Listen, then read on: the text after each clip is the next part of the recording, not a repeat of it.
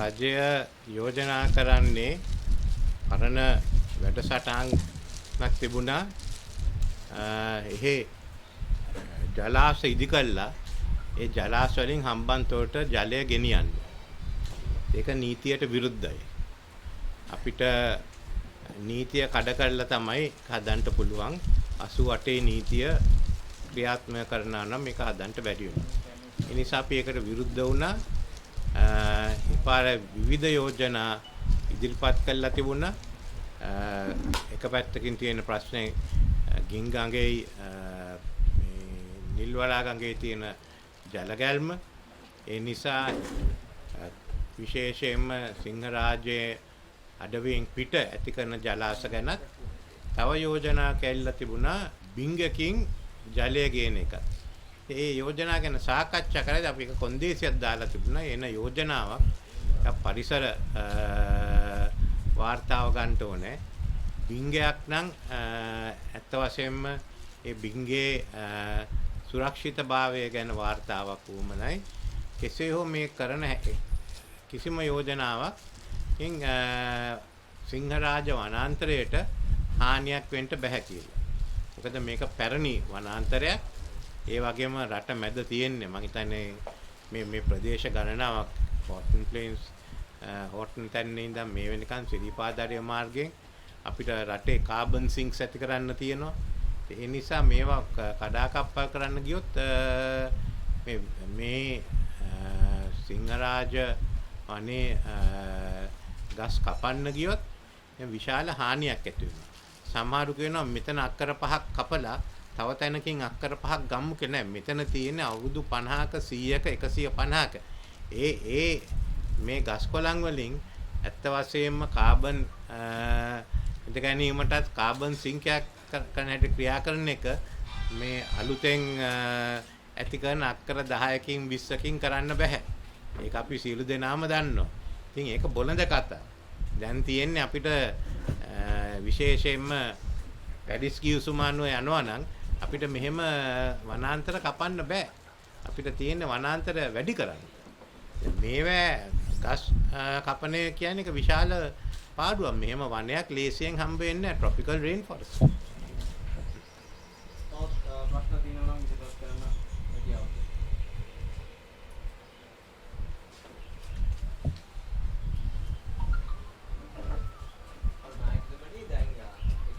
පරිසර විනාශය යනවා. ඒකම සමාජයේ ගොඩක් කට්ටිය මේ කතා වෙන දෙයක් තමයි මේ භාවිතයේ නුසුදුසු පොල් තෙල් දානයනය කරලා තියෙනවා. ඒකට ඒ ගැන එක පක්ෂ වලින් ආණ්ඩුවෙම පාර්ශව කීපයකින් එක කතා කියලා තියෙනවා. අතන මේකෙන් පිළියන්නේ අතම අත්ත වසන් කළා මේගොල්ලෝ වෙන කටයුත්තක් කරගෙන යනවා කියලා. අතන අපිට මේ තරුණයන් විදිහට මේක ගැන දැනගන්න කියන්නේ ඔබතුමාගෙන් අපි දැනගන්න කැමතියි මොනවද මේ ගැන නීතිමය කටයුතු කොහොමද මෙයා මේකට ඇක්ෂන් එකක් ගන්න කියලා මේ දැනගන්න. ඇත්ත වශයෙන්ම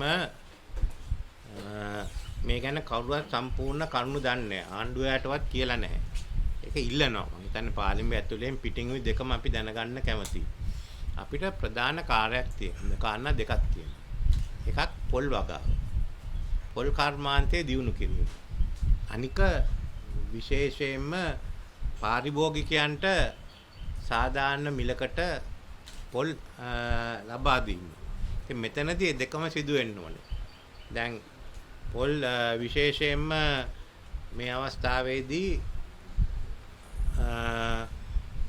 පොල් මිල වැඩි වෙන අවස්ථාවකදී එක අතකින් ඒක යම්කිසි මිල මට්ටමක පාලනය කරොත් අද තියෙන ආර්ථික තත්ත්වය අනුව විශේෂයෙන්ම කුඩා පොල් ඉඩම් තියන අයගේ ආදායම ටිකක් වැඩි වෙනවා. මොකද වැඩි මේ කාලෙදි හැම රැකියාවම කරන්න බෑ ආදායම් නැහැ. අන්න ඒ මාර්ගය අනික් අතට ඒක පාලනය කරගන්න ඕනේ. නැත්නම් ඒක ඇත්ත වශයෙන්ම ඒක පාලනේ නැකරුවොත් පාරිභෝගික හානියක් වෙනවා. මෙතන ඒක නෙමෙයි සිදු වෙලා තියෙන්නේ. මේක පාලනය කරනවා කියලා මුවාවෙන් ඇත්ත වශයෙන්ම පොල් තෙල් ගෙනල්ලා. පොල් කෙල් ගේන්න උවමනාවක් නැහැ දැනට. විශේෂයෙන් මේ ප්‍රශ්නේ තිබුණේ පාම් ඔයිලුයි පොල් තෙල් අතර. පොල් කර්මාන්තය අතර. දැන් පොල් තෙල් ගෙනල්ලා තියෙන්නේ. ඒකට පොල් තෙල් ගෙනාවහම බලන්න සම්පූර්ණයෙන්ම පොල් මිල අඩු කරන්න. ඒකත් වගාකරුවන්ට හානියක්.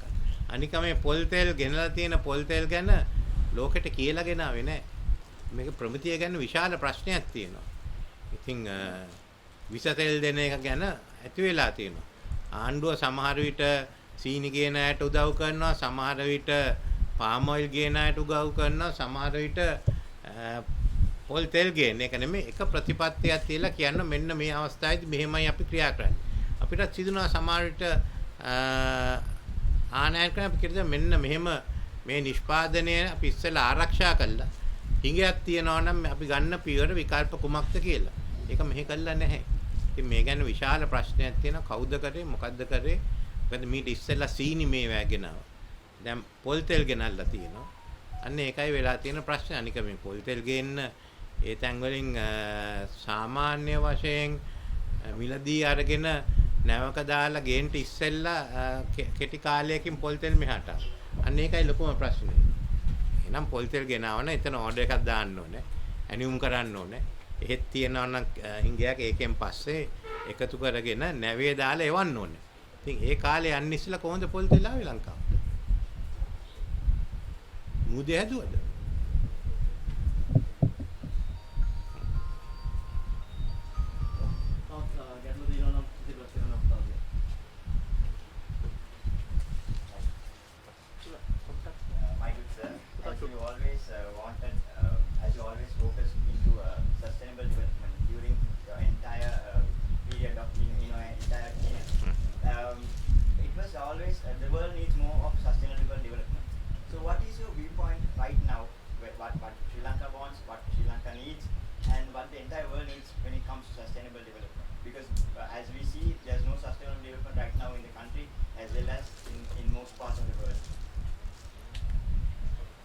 No, we have to get it. COVID itself has basically brought our attention, and what we hope to do, I will address that when I'm speaking as to what we have to do in Sri Lanka. What is essential, and the climate change has to be addressed. President Trump, when he came, he tried to sort of sabotage that climate change effect, but the others stayed on to it. So we have only got to accelerate the procedure and no other options.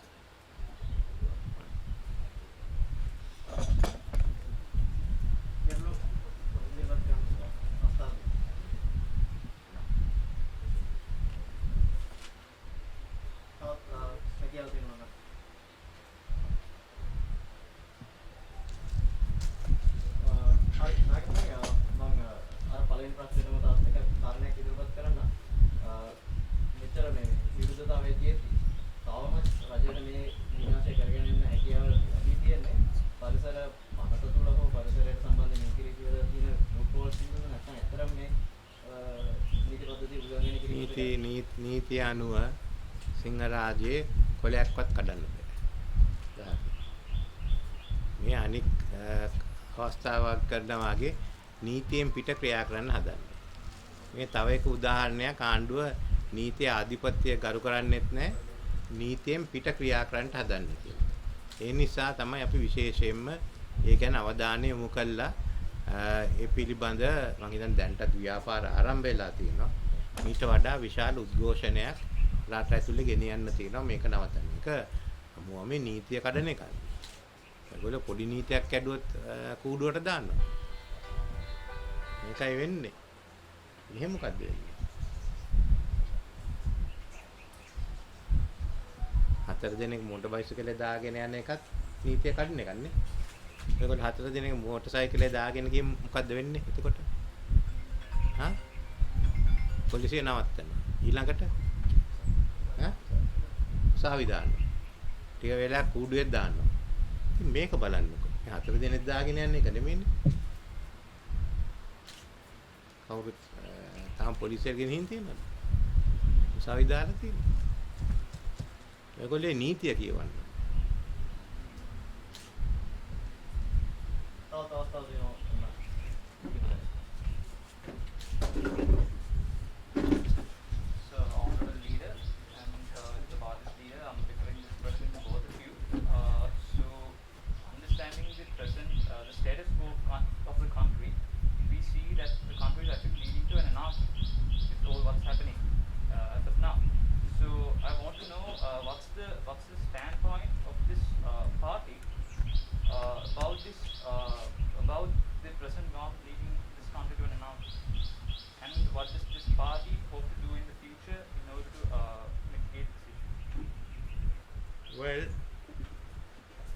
The country has given this government a mandate. Until 223, 224, they will go ahead. The president has increased his powers through the 20th Amendment. So whatever you can stop through agitation, we should stop. Other than that, you are going to inherit a government, especially that will be in utter shambles. The economy, if you go on like this, and the administration, even the implementations or laws would have deteriorated. So let's be realistic. From there, you have to see how you can build the country up again. Now, we feel that our main issue today is what are the options and the alternatives you have for that.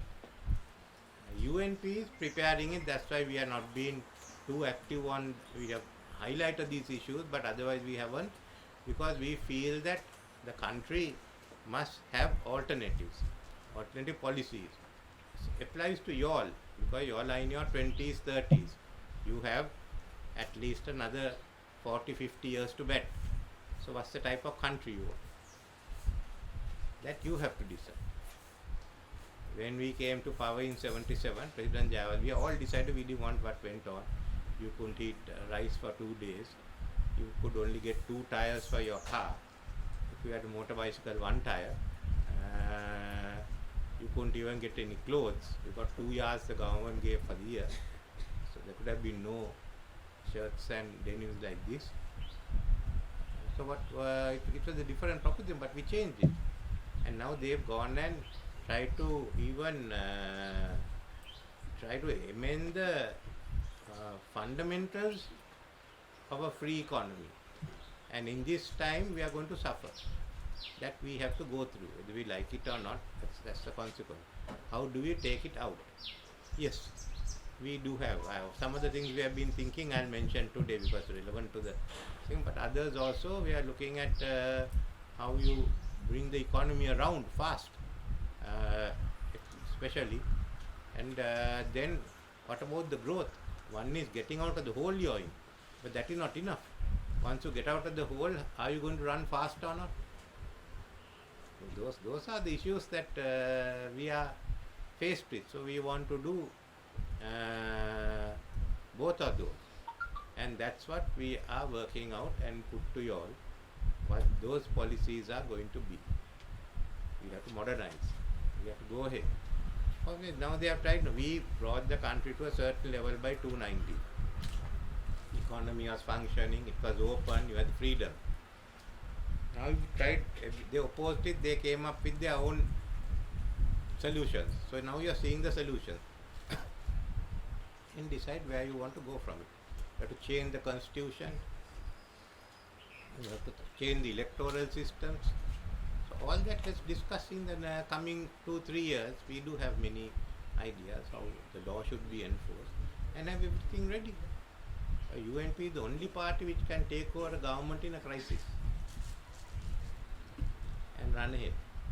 Sometimes been reduced to 8, 10 or 1, but when the crisis comes, well, only people can manage it with solutions and with connections around the world with the UN.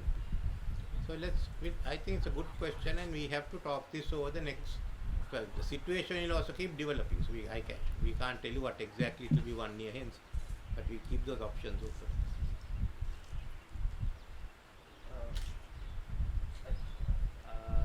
ප්‍රශ්නය යොමු කරන්න අපේ පක්ෂ සභාපතිතුමාට රට අරාජික තත්ත්වයකට ගමන් කරමින් තිබෙනවා. මේ සම්බන්ධයෙන් අපේ පක්ෂයේ ඉදිරි ස්ථාවරය පොඩක් පැහැදිලි කරන්න. ඉදිරි ස්ථාවර තමයි අපි දැනුවත් කරන්න ඉන්නේ. ගන්න පියවර අද එකක් ගැන කියන්නම්.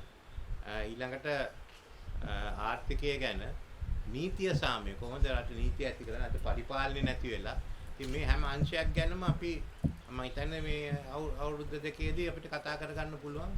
අපි ගන්න පියවර එකට ක්‍රියාත්මක කරන්න තමයි විශේෂයෙන්ම අලුත් අය, තරුණ අය, වෘත්තීය වේදීන්, නීතිඥයන්,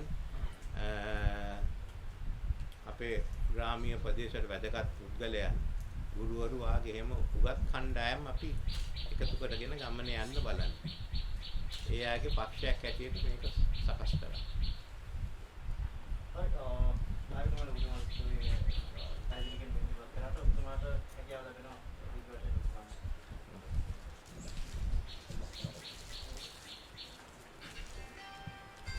මිත්‍රවරුනි, අද මෙතෙන්ට පැමිණිලා ඔබේ ප්‍රශ්න වලට පිළිතුරු දෙන්න අවස්ථාව ලැබීම ගැන මම සන්තෝෂ වෙනවා. මොකද දැන් මේ කතා කරන මේ අයිතිය තියනවා දැනගන්න. ඒ ඔබේ අනාගතය. අපිට වඩා අවුරුදු 50ක් 60ක් ජීවත් වෙන්න ඇගේ අනාගතය. කොහොම ලෝකයකද අපි ඉන්නේ? 20 50 වෙනකොටත් මේගොල්ලේ තරුණභාවය ටිකක් නැති වෙනවා විතරයි. වෙන මොකුත් වෙන්නේ නැහැ. ජීවිතේ මොකද්ද කියලා අපි දැනගන්න ඕන. දරුවන් ඉදී, දරුවන් ඉදී මේ ප්‍රශ්න ගණනාවක් තිබෙනවා. ඉතින් මේවා අපෙන් දැනගත් එකට දැන් මෙතෙන්ට පැමිණීම ගැන මම ස්තුති කරනවා. අපි විටින් විට මුණ ගැහිලා මේවා සාකච්ඡා කරමු. ඒත් ඔබේ අනාගතයට අදාළ එක කාරණයක් තියෙනවා. ඒක දැන් බලපාන එකක්. ඒකේ ඔබේ අනාගතයක් තියෙන්නේ වෙයි. ඒ වගේම අනාගත පියවර කුමක්ද කියලා අපි සාකච්ඡා කරලා තියෙනවා. ඒ තමයි විශේෂයෙන්ම පරිසරයත් පරිසරයට වගේම සිංහරාජය. අපි පරිසරයට හිතකාමියව හිටියේ. ඒත් අපි සීග්‍රයෙන් හැම වෙලෙම ක්‍රියා කරේ නැහැ. COVID-19න් පස්සේ අපිට වැටහිලා ලෝකෙ හැම එකම වැටලා තියෙනවා සීග්‍රයෙන් ක්‍රියා කර යුතුයි කියලා. තියෙන පරිසරය ආරක්ෂා කරන්නටත් ඕනේ. ඒ වගේම ඒවා සඳහා ගත යුතු අලුත් පියවර නීති පද්ධති ඒ සියල්ලමත් සීග්‍රයෙන් ක්‍රියා කර යුතුයි කියලා. දැන් ඉස්සෙල්ලම තියෙන්නේ අපිට තියෙන සම්පත්තික ආරක්ෂා කරන්න. ඇත්ත වශයෙන්ම සිංහරාජ කියන්නේ අපේ ජාතික උරුමයක්. විජය රජුගේ කාලේ ඉඳන් අද වෙනකන් සිංහරාජයේ වනාන්තරයක් හැටියට ආරක්ෂා වෙලා තියෙනවා. වෙනත් තැන්වල අපිට කියන්න පුළුවන් රජ රට ඒ කාලේ වනාන්තරය කැපුවා, පස්සේ වනාන්තරය ආවා. මේ ප්‍රදේශයේ තියෙන වනාන්තර කපලා තමයි අපි දැන් ජීවත් වෙන්නේ. උඩ රට වනාන්තර කපලා තමයි තේ වතු තියෙන්නේ. ඒ සිංහරාජයේ හැමදාම වනාන්තරයක් හැටියට තිබුණා. අන්න ඒක විශේෂයෙන්ම වැදගත් කාරණයක්. ලෝකෙත් වැදගත් කාරණයක්. මේකට ලෝකේ හැමතැනම කියන්නේ tropical rain forest. මේවා ස්වල්පයි තියෙන. අපි දන්නවා දැන් ඇමසන් නිම්නේ සිදුවෙන හානිය. අන්න ඒ නිසා අපිත් බලන්න ඕනේ මේ විශේෂයෙන්ම සිංහරාජය ආරක්ෂා කර ගන්නට. සුද්දන්ගේ කාලේ සිංහරාජයට කිව්වේ සිංහරාජ මූකලාන කියලා. මූකලාන. ඒ සිංහරාජයේ ගස් කපන එකෙන් ආරක්ෂා කරන්නට තමයි 78 දී ඒ ජයවර්ධන ආණ්ඩුවෙන් සිංහරාජයත් මේවැ අනික් ජාතික උද්‍යාන හැටියට වෙන් කළා තිබුණේ. ඒත් අපි ඇත්ත වශයෙන්ම එතනින් සීමා වුණේ නැහැ. මේකේ වැදගත්කම නිසා 1988 විශේෂයෙන්ම අපි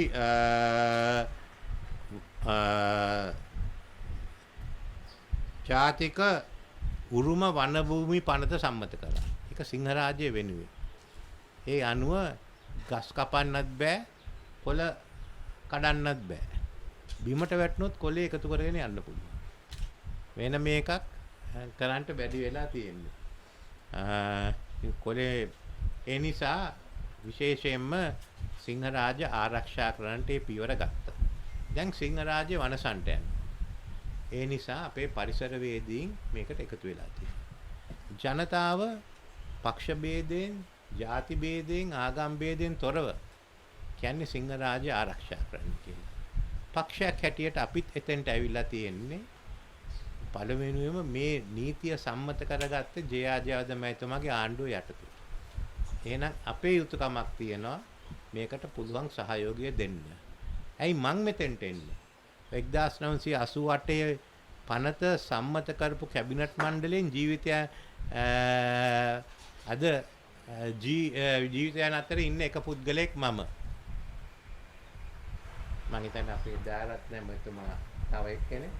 ඒත් අපි තමයි අද මෙතන ඉන්න ජීවතුන් අතර ඉන්නේ අපි. ඉතින් අපිත් හිතන්නේ අපිට මේක ආරක්ෂා කිරීමේ විශේෂ යුතුයකමක් තිබෙනවා කියලා. එතෙන්ට සහභාගී වෙලා එක්සත් ජාතික පක්ෂය කියන්නේ මේක දේශපාලනීකරණය කියලා. මම හිතන්නේ මේක එක්සත් ජාතික පක්ෂයත් වෙන එක පක්ෂයත් අරන් දුවන්න හොඳයි කියලා මේක තමන්ගේ කාරණේ හැටියට. මේකේ මූලික වැඩ කටයුතු කරන්නට අවස්ථාව තියෙන්නේ ඉදිරියට එන්නත් ඕනේ මේ රටේ ජනතාව. අපි නෙමෙයි. අපිට පුළුවන් විදියට අපේ සහයෝගය දෙන්න. අපි දැන් පුළුවන් කරුණු හෙලි කරන්න. මෙන්න මේ සාකච්ඡාවලදී අපි ඒක කළා තියෙනවා. අපි තීරණය කළා තියෙනවා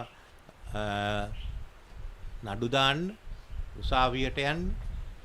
ඒ වගේම එක්සත් ජාතීන්ගේ සංවිධානත් අනික්වට දැනුම් දෙන්න. අන්න එහෙම අපිට කරන්න පුළුවන් වැඩසටහනක් අපි කරනවා. දන්න අනික් ජාත්‍යන්තර කණ්ඩායම් වලට දැනුම් දෙන්න එහෙම. ඒවා අපේ පක්ෂයෙන් කරගෙන යනවා. ඒවා කරගෙන යන්නේ මේකට සහයෝගය දෙන්න අපිට මේක නවත්තන්න ඕන නිසා. ඒ තාම මේ ප්‍රධාන යුතුයකම තියෙන්නේ අපේ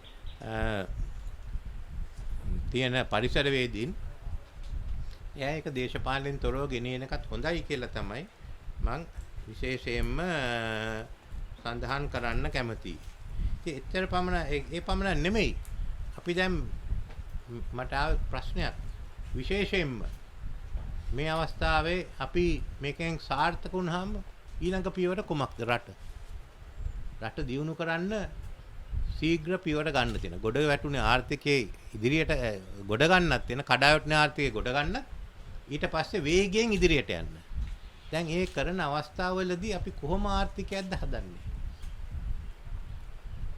එක්සත් ජාතික පක්ෂයේ අදහස කැප වෙලා ඉන්නේ හරිත ආර්ථිකයක් හදන්න. වේගයෙන් යන්න ඕනේ. ඒත් හරිත ආර්ථිකයක් හැටියට තමයි අපි ඉදිරියට යන්න ඕනේ. එහෙනම් හරිත ආර්ථිකයක් හදන්න නම් ඒ පිළිබඳ නීති පද්ධතියක් අලුතෙන් සකස් කරන්න තියෙනවා.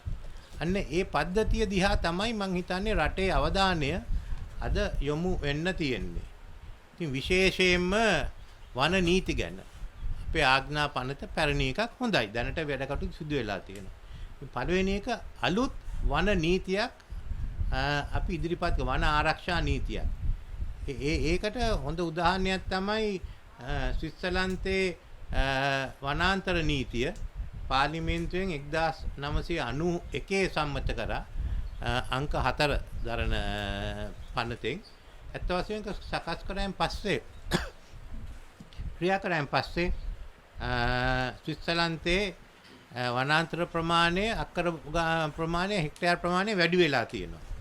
ඊළඟට තියෙනවා ඉන්දියාවේ බැංගලෝරවලදී ඒ ප්‍රාන්තයේ කාර්ණක ප්‍රාන්තයේ සම්මත කරා ගස්කොළන් ආරක්ෂා කිරීමේ නීතිය. ඒ වගේම එක්සත් රාජධානියේ විශේෂයෙන්ම නාගරික හා ග්‍රාමීය සැලසුම් පනතේ ඒ කියන්නේ අපි ඉස්සර ඒකද town and country planning act එකට යටතේ වෙනම රීති ගෙනල්ලා තියෙනවා මේ ගස්කොළන් ආරක්ෂා කරන්නට. ඒ වගේම ඕස්ට්‍රේලියාවේ ප්‍රාන්ත ගණනාවක වනාන්තර ගස්කොළන් ආරක්ෂා කරන්නට නීති ගෙනත් තිබෙනවා. ඉතින් අපි ඒ අංශය දිහා බලන්න ඕන වනාන්තර ආරක්ෂා කරන්න. දෙවනුව තියෙන්නේ අපේ අවධානය යොමු වෙන ගංගා වලට, ඇලදොලවල් වලට. ඒවා ආරක්ෂා වෙන්නේ නැත්නම් ජලය නැහැ. එහෙනම් අපි විශේෂයෙන්ම අපේ මේ රටේ ගංගාවන් හා ඇලදොල ආරක්ෂා කරන්නට වෙනම ජාතික ප්‍රතිපත්තියක් ඉදිරිපත් කරන්න ඕනේ. ඒකේ විශේෂ අවධානය දෙන්න ඕන කඳුකරේ ආරම්භ වෙන ගංගා. මොකද කඳුකරේ වැඩියක් ආරක්ෂා කරන්නේ නැති. ඒකට සිංහරාජත් ඇතුල් ආරම්භ වෙන ගංගා. ඒවා ආරක්ෂා කරන්නට අපි විශේෂ අවධානයක් යොමු කරන්නට පුළුවන්. ඒ නිසා මම බලන්නේ එහෙම නීති තියනවා ලෝකේ. හොඳ උදාහරණයක් කියලා සමහරු කියන්නේ ජපානයේ ගංගා නීතිය. ඊළඟට පරිසරය ආරක්ෂා කිරීමට නීති වුණා. conservation laws. එයා ගණනාවක් තියෙන එක සුදුසු සකස් කර ගන්න ඕනේ. එක්සත් ජාතික පක්ෂයේ ගිය ඡන්දෙදි යෝජනා කරා ඇත්ත වශයෙන්ම කුඩා වනාන්තර වැඩසටහන. මිනි ෆොරස්ට් ප්‍රෝග්‍රෑම්. අක්කර භාගයේ ඉඳන් අක්කර 25 වෙනකන් වනාන්තර ඇති කරනවා නම් ඒකට ආණ්ඩුවෙන් මුදල් සහනාධාර දීලා ඉදිරියට ගෙනියනවා කියලා. ඒක තමන්ට ඕන වෙලාවක කණ්ඩායමක් ඇටියට තමන්ගේ ඉඩමක නැත්නම් ආණ්ඩුවෙන් ලබා ගන්න පුළුවන් කරලා ඒ වනාන්තය ඉදිරියට ගෙනියන්න ඕනේ. අක්කර භාගයක් හරි කමන්නේ මොකද එතන හැම එකෙම කාබන් ලබා ගන්නට තිබෙන අවස්ථා. ප්‍රධාන එකක් තියෙන්නේ විශේෂයෙන්ම පැරිස් ගිවිසුම නීතිගත කරන්න. අපි ඒක නීතිගත කරන්න ඕනේ. දේශගුණයේ විපර්යාසය පිළිබඳ පනත් දැන් එක්සත් රාජධානියේ Climate Change Act ඒක මම හිතන්නේ වැදගත්. ඒ වගේම ඕස්ට්‍රේලියා වික්ටෝරියා ප්‍රාන්තයේ තියෙනවා Climate Change Act කියලා. ඉතාලියේ තියෙනවා වැදගත් නීතියක්. ඒක මම කියවන්නම්. 2015 number 221 provisions relating to environment to promote the green economy and to restrict excessive use of natural resources. හරිත ආර්ථිකය ප්‍රවර්ධනය කිරීම සඳහා මේ පරිසරය ආරක්ෂා කිරීම සඳහා අපේ ජාතික සම්පත් ආරක්ෂා කිරීම සඳහා කියලා නීතිය සම්මත කරලා තියෙනවා. ඊළඟට තියෙනවා ප්‍රංශේ transition to green growth law හරිත සංවර්ධනයට පරිවර්තනය කිරීමේ නීතිය. ඊළඟට ජර්මනියේ තියෙනවා ප්‍රධාන ආපහු climate change act. අන්නේ නීති දිහා අපි බලන්න ඕනේ. ඒව ගැන සාකච්ඡා කරන්න ඕනේ. ඊළඟට මම හිතන්නේ අපි තමයි අර ජාතික පරිසර පනතයි අධිකාරිය ඇති කරේ. දැන් මේ නීති සියල්ලම ගෙනහම අලුත් තත්ත්වයක් තියෙන නිසා අලුත් ජාතික පරිසර හා කොන්සර්වේෂන් ආරක්ෂා කිරීමේ පනතක් ඇති කරන්න ඕනේ. අපි බලන්න ඕනේ ඒ අධිකාරියට උමනක් සංශෝධන කුමක්ද? ඒ එක්කම දැන් තියෙන අධිකාරී පනත එක අඩුවක් තියෙනවා. ඇත්ත වශයෙන්ම පිළිගත් සංවිධාන කියලා කණ්ඩායම ඒගොල්ලෝ එක්ක සාකච්ඡා කරන්නට ඇත්ත වශයෙන්ම අලුත් පදනමක් ඇති කළා නැහැ. අපි බලන්නේ විශේෂයෙන්ම අන්න එහෙම පදනමකුත් ඇති කරන්න. ඒකට පිළිගත් කණ්ඩායම් කියලා රාජ්‍යයයි ඒ අධිකාරිය ඒ එක්කත් සාකච්ඡා කරන්න. ඉතින් මේ ඔක්කොම කරන ගමන් අපි විශේෂයෙන්ම බලාපොරොත්තු වෙනවා මේ පිළිබඳ එක්සත් ජාතීන්ගේ සංවිධානය එක්කත් අනික ජාත්‍යන්තර සංවිධාන එක්කත් පරිසරය ගැන සාකච්ඡා කරන්න. එතන තියෙන එක්සත් ජාතීන්ගේ සංවිධානයේ UNFF UN Forest Forum. ඒ තමයි වනාන්තර UN එක්සත් ජාතීන්ගේ වනාන්තර එකමුතුව. ඒවටත් සාකච්ඡා කරන්න මේවට අපි ලියන්න බලාපොරොත්තු වෙනවා. ඉතින් මෙතනින් අපි හිතන්නේ අපි බලන්න ඕනේ මේ රටේ මේවා පදනම් කරගෙන හරිත ප්‍රකාශනයකට එන්න. අදහස් අරගෙන අපි හැම එක්කෙනාගේම හරිත ප්‍රකාශයක් ඇති කරගත්තොත් එතකොට ඒක මම හිතන්නේ ඒක ක්‍රියාත්මක කරන එකයි ඊළඟ ආණ්ඩුවට තියෙන්නේ. ඉතින් හරිත ප්‍රකාශයක් කොහොමද ඇති කරගන්නේ? කොහොමද හැම එක්කෙනාම පරිසරවේදීන් අනික් අය දේශ කණ්ඩායම් සියල්ලම සාකච්ඡා කරන්න කියලා. ඒක වැදගත්. ඒ හරිත ප්‍රකාශය තිබුණාම ඒකට අනුකූලව තමයි ශීඝ්‍ර සංවර්ධනය ගෙනියන්න තියෙන්නේ. ඉතින් අපි බලන්න ඕනේ මේ වගේම හරිත ප්‍රකාශනයකට යන. දැන් ඉතින් මට පේන හැට තියෙන්නේ පියවර දෙකක්. එකක් රටේ සියලු දෙනාම මේ රටේ සිංහරාජ විශේෂයෙන්ම ජාතික උරුමය විනාශ කරන එක නවත්තා. දෙවනුව ඒ වගේම අපි මතක තියාගන්න ඕනේ එතනින් අවසන් නොවි මේක නීතියෙන් තහවුරු කරන්න. මොකද මේ ආණ්ඩුව ඇත්ත වශයෙන්ම නීතියක් තිබුණාදී නීතිය කඩන්න හදනවා. ඒකත් අපරාධයක්. මේක නවත්තන්න තමයි මේ ව්‍යාපාර අපි ගෙනියන්නේ. අනික් අයත් ගෙනියන්න ඕනේ. රටේ හැමතැනම ඒ උද්ඝෝෂණ ඇති වුණාම තමයි මේ වැඩ කටයුතු සිදු වෙන්නේ. Tamanට පුළුවන් තමන්ගේ ජංගම දුරකථනයේ ව්‍යාපාරයක් පටන් ගන්න. ඉතින් ඒකයි මම කියන්නේ ඔක්කොම එකතු වෙන්න, එකතු වෙලා වැඩ කටයුතු කරන්න. මීට දීර්ඝ වශයෙන් කතා කරන්නේ. ඒත් මම හිතන්නේ අපේ හරිත වැඩසටහන ගැන මම ඇහුවේ නිසා අපේ යුතුයකමක් තිබුණා. ඒක විස්තරයක් කරන්න. දැන් කොහොමද ඒවා ක්‍රියාත්මක කරන්න කියලා. වෙනත් අය එහෙම කියලා නැහැ. ඒත් අපිට ඕනේ මේක දේශපාලනයක් කරගෙන දුවන්න නෙමෙයි. මේ විනාශය නවත්තගෙන හැම එක්කෙනා එක්කම එකට එකතු වෙලා හරිත ප්‍රකාශනයක් අනාගතයට සකස් කරනවා. ස්තුතියි.